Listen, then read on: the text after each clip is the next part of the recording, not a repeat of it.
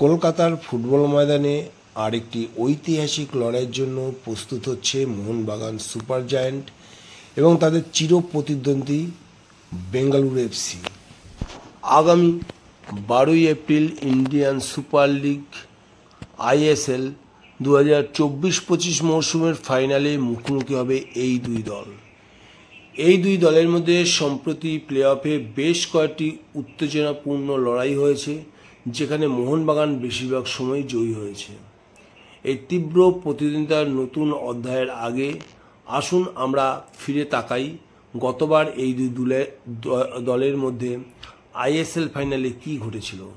শেষবার এই দুই দলের মুখোমুখি লড়াই হয়েছিল 2022-23 মরশুমের ISL ফাইনালে, যা অনুষ্ঠিত হয়েছিল গোয়ার জওহরলাল নেহরু স্টেডিয়ামে। সেই ম্যাচে মোহনবাগান 4-2 গোলে পেনাল্টি শুটআউটে জয়ী হয়ে প্রথমবারের মতো ISL শিরোপা জিতেছিল। 2022-23 মরশুমে মোহনবাগান সুপার জায়ান্ট লিগ পর্বে 20টি ম্যাচে 34 পয়েন্ট নিয়ে তৃতীয় স্থানে শেষ করেছিল। একই পয়েন্ট নিয়ে গোলপার্থক্যের ভিত্তিতে বেঙ্গালুরু এফসি চতুর্থ স্থানে ছিল। এই দুই দলই প্লে অফে নিজেদের শক্তি এই দৃঢ়তার প্রমাণ দিয়েছিল। মোহনবাগান কোয়ার্টার ফাইনালে উড়িষ্যা এফসিকে 2-0 গোলে হারিয়ে সেমিফাইনালে ওঠে। সেই ফাইনালে তারা হায়দ্রাবাদ এফসির মতো শক্তিশালী দলের বিরুদ্ধে লড়াই করে। 2 লেগের ম্যাচে দুই দলই গোলশূন্য ড্র করে, কিন্তু পেনাল্টি শুটআউটে মোহনবাগান 4-3 গোলে জয়ী হয়ে ফাইনালে পৌঁছায়। অন্যদিকে বেঙ্গালুরু এফসিও প্লে অফে দুর্দান্ত পারফরমেন্স দেখিয়েছিল। কোয়ার্টার ফাইনালে তারা কেরালা ব্লাস্টার্স এফসিকে অতিরিক্ত সময়ে 1-0 গোলে পরাজিত করে। সেমিফাইনালে তারা মুম্বাই সিটি এফসির মতো শক্তিশালী দলের বিরুদ্ধে লড়ে।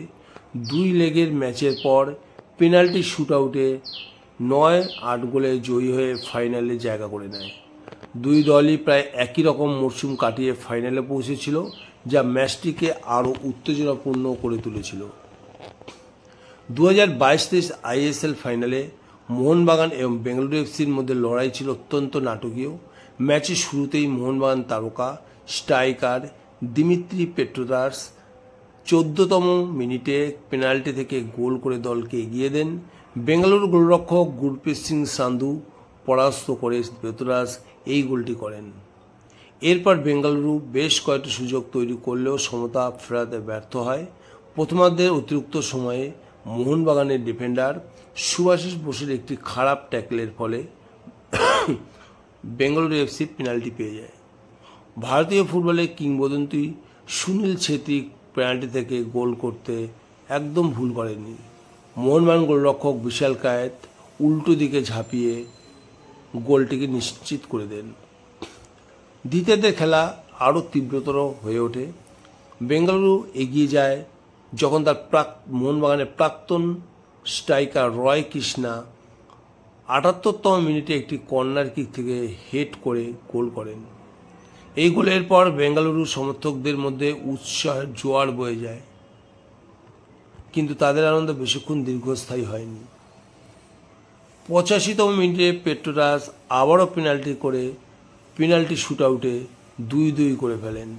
এই গোলটি ম্যাচের অতিরিক্ত সময় নিয়ে যায়। অতিরিক্ত সময়েও কোনো দল গোল করতে না পারায় পেনাল্টি শুটআউট পর্যন্ত গড়ায়। পেনাল্টি শুটআউটও নাটকীয় জয়। পেনাল্টি শুটআউটে মোহনবাগান 4-2 গোলে জয়ী হয়। বেঙ্গালুরুর ব্রুনো রামিসেস এবং পাবলো পেরেস তাদের শট মিস করেন। রামিসেসের শট বিশালকায় ডান দিকে পড়িয়ে দুর্দান্তভাবে বাঁচিয়ে দেন, আর পেরেজের শট গোলপোস্টের উপর দিকে বার উঁচিয়ে বেরিয়ে যায়। মোহনবাগানের পক্ষে পেট্রোদাস, লিস্টন কোলাসো, কিয়ান নাসিরি এবং মনবীর সিং গোল করেন। বেঙ্গালুরু হয়ে গোল করেন কোস্টা এবং রয় কৃষ্ণা। এই গোল করেও দলকে জেতাতে পারেননি। এই জয়ের মাধ্যমে মোহনবাগান তাদের প্রথম ISL শিরোপা জিতে নেয়, যা তাদের সমর্থকদের মধ্যে অসীম আনন্দের সৃষ্টি করে। সেই মুহূর্ত সৃষ্টি হতে চলেছে আগামী 12 এপ্রিল যুব ভারতী ক্রীড়াঙ্গনে, যেখানে ঘরের মাঠে মোহনবাগান বেঙ্গালুরু মুখোমুখি হবে এবং একটা তুল্যমূল্য লড়াইয়ের অপেক্ষায় কিন্তু আপামর ভারতবর্ষী থাকবে। সমস্ত ওয়ার্ল্ডের কোণা কোণা থেকে এই খেলা দেখা যাবে। আর এই খেলায় আশা করা যায় যে সুনীল ছেত্রী এটাই হবে তার শেষ ম্যাচ, এবং তারপরে হয়তো সে পুরো ফুটবল থেকে অবসর নেবে। আর মোহনবাগান ডাবল করার দুর্লভ কৃতিত্ব অর্জন করবে, যেখানে মোহনবাগানকে অবশ্যই বেঙ্গালুরু এফসিকে হারাতেই হবে। এই মাঠ তাদের পয়া মাঠ, এই মাঠ তারা দুর্গে পরিণত করেছে। যুবভারতী এখন মোহন ভারতী পরিণত হয়েছে। এই মাঠে এসে মোহনবাগানকে হারানোটা এক প্রকার নিয়ে একটু ইম্পসিবল। মোহনবাগানকে হারানোটা সম্ভব হবে না। এখন পর্যন্ত কোনো দল এই বছরে আইএসএলে মোহনবাগানকে হারাতে পারেনি। তো আজকে এই ভিডিওটা তোমাদের যদি ভালো লাগে তাহলে লাইক এবং শেয়ার করতে একদম ভুলবে না। যারা এখনও পর্যন্ত এই চ্যানেলটিকে সাবস্ক্রাইব করনি, কেন এত ওয়েট করছো? সাবস্ক্রাইব করে ফেলো নতুন নতুন ভিডিও আপডেট পাওয়ার জন্য। তো ভিডিওটা দেখার জন্য তোমাদের অসংখ্য ধন্যবাদ। আবার দেখা হবে নতুন কোনো ভিডিওতে। বাই।